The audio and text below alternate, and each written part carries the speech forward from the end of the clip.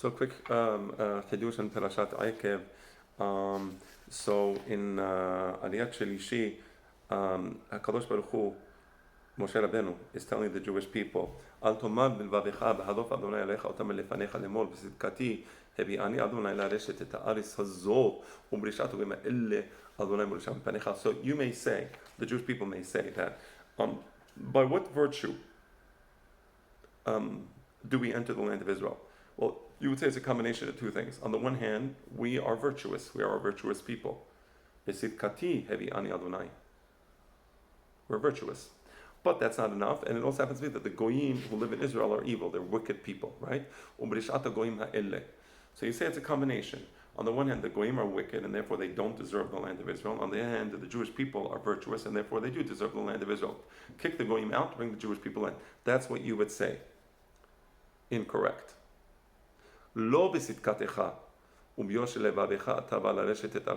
incorrect. You are not worthy of the land of Israel because of your virtue. Rather, the reason is but it is correct that the goyim who live in Israel, they are a wicked people, right? And because they are wicked, Hashem is going to kick them out of Israel and bring you in. So what's the other side of the equation? Okay, so let's think about that. The Jewish people said there's two sides to the equation. The goyim are wicked, they don't deserve the land of Israel. We are virtuous, we deserve the land of Israel. Right? That makes sense. Moshe Rabbeinu says, no, you're correct that the goyim are not virtuous, they're wicked, therefore they don't deserve the land of Israel. So why do the Jewish people deserve the land of Israel if they're not virtuous? And the answer is, Lema'an ulma'an hakim et hadavar asher nishba Adonai la'abotecha le'Avraham Yitzchak u'Yaakov. But rather it is because of the promise that HaKadosh Baruch Hu made to Avraham, Yitzchak, and Yaakov, le'zaracha eten et ha'aretz hazot in Beri Pena Betarim to Avraham Avinu, and continuing on to Yitzchak and continuing on to Yaakov Avinu. That's why the Jewish people may enter the land of Israel. It is not by our virtue, but based upon the promise that God made to our fathers. Right? Very interesting. Thank God it's like that, because today I would say that perhaps, one may make the argument that maybe we're not virtuous today to deserve the land of Israel. So why are we in the land of Israel? Thank God for that. Hasdei Hashem kirabu, right? The incredible infinite grace of God. And the answer is, it's because of the zechut of Avraham, Yitzchak, and Yaakov. Thank God that's a reason. Otherwise we might be in trouble, right? So the fact that it's because of the zechut of Avraham, Yitzchak, and Yaakov is great, because the zechut is always there. So even if we're not virtuous, and we may not be virtuous today, I'm not sure that we're virtuous enough to deserve the land of Israel, right? But it's because of the berit. Okay, well, let's just continue. And I usually read with Ta'amim, and I'm just rushing because I want to get this Hiddush before Shabbat.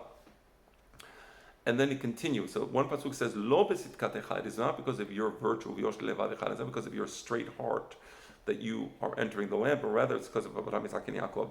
And then the very next pasuk, Perek Tet pasuk Vav says, Ve'yadata ki lo b'tzidkatecha Adonai Elohecha. You will know that it is not because of your virtue that God brings you into the land of Israel. Rather, you are a stiff-necked people, and that's not the reason. What does it mean? What does that last pasuk mean? We already said in the previous pasuk, Lo b'tzidkatecha u'b'yor shel levavecha ata ba'lereshet et arsam. Comes the next pasuk and says, Ve'yadata, and you should know. Ki lo b'tzidkatecha Adonai Elohecha noten lecha et aretz hatovah. You should know that it's not because of your virtue. So it's the second pasuk just repeats the first pasuk. Of course, there's nothing repetitious in the Torah. He says you should. That the first pasuk says lo b'tzidkatecha. It is not because of your virtue. Second pasuk says you should know that it's not because of your virtue. And then he begins to bring examples. He brings primarily how we angered God in the desert, and then he brings primarily the incident of Egel HaZahav in Midbar Sinai. Right? Why does he bring that incident? Of all incidents, he elaborates in that incident. So, why does he emphasize Egel HaZahav? He touches upon, in one or two Pesukim, he touches upon Heta Meraglim, but Mamash, in two Pesukim, he elaborates. In many Pesukim, he suddenly starts talking about Egel HaZahav. What's the inyan of Egel HaZahav to this Pirasha? Ma inyan Egel HaZahav. It brings the sin of the golden calf and everything that happened when Moshe Rabbeinu was in Har Sinai, and that whole incident. It brings a whole bunch of Pesukim. How is that related to what we're talking about? Right? It seems almost like a shift. Okay, we get it. It's not because of our virtue that we entered the land of Israel. We all know what happened in Har Sinai. We all know that incident. Why do we have to elaborate with so many pasukim explaining what happened in Har Sinai? And the answer is a very subtle point. That question, why do we have to elaborate and bring so many pasukim about what happened in Har Sinai with Egel Azab, the sin of the golden calf? That question answers the question about Ve'adata ki lo b'tzedkatcha. You should know that it is not because of your virtue that you're entering the land of Israel. This is a great Hiddush. This is a great Hiddush. This is the Peshat. Ve'adata, Moshe Rabbeinu is saying, I'm not going to reveal something to you that you did not know until now. I'm now going to reveal it to you. And what is it? In Perek Tet, Pasuk Kavav, he's going over the whole story of Egel HaZahav and what we did. And then we went up and down Har Sinai. And then finally, the third time in Har Sinai, Hashem still didn't forgive the Jewish people fully. They still were not forgiven fully, right? It's only in the third time that the Jewish people are forgiven fully, right? So, and the Pasuk says, Va'etpalel el Adonai va'omar. Adonai Elohim, al tashchet amecha benachalatecha, asher padita begodlecha, asher oseta mitzrayim biad chazaka. God, please do not destroy Am Yisrael. And then he says, Zechor la'abadecha le'Avraham Yitzchak u'Yaakov. Moses makes the following tefillah. God, please remember Abraham, remember Isaac, remember Jacob. He doesn't say for the Jewish people. He says, remember Avraham, Yitzchak, and Yaakov. Al tefen el keshiha amazeh. Do not let the evil of these people dissuade you from fulfilling your promise to Avraham, Yitzchak, and Yaakov. Right? And then he says, because if you didn't fulfill the promise of Avraham, Yitzchak, and Yaakov, pen yomeru haaretz asher hosetanu misham beli echolet Adonai lehavi'am el haaretz asher diber lahem.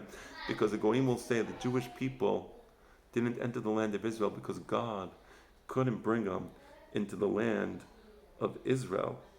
And God hated chas v'shalom, the Jewish people, and he killed them in the desert. So bring them in, not because they're worthy. Bring them into Israel because of Avraham, Yitzchak, and Yaakov.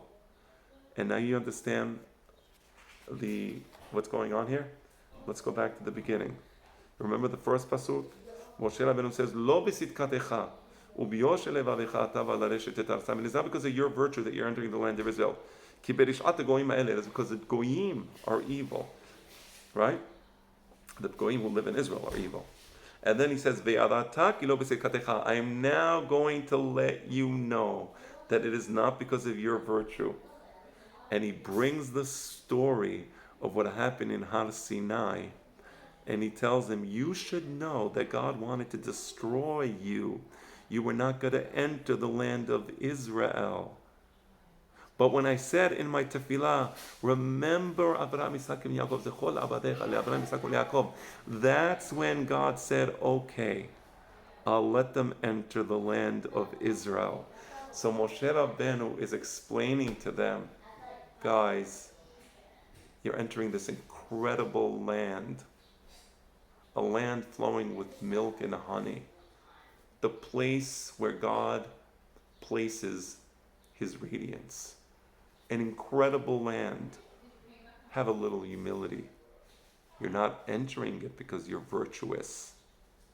You're not entering it because you're virtuous, and I'm going to tell you now what I didn't tell you.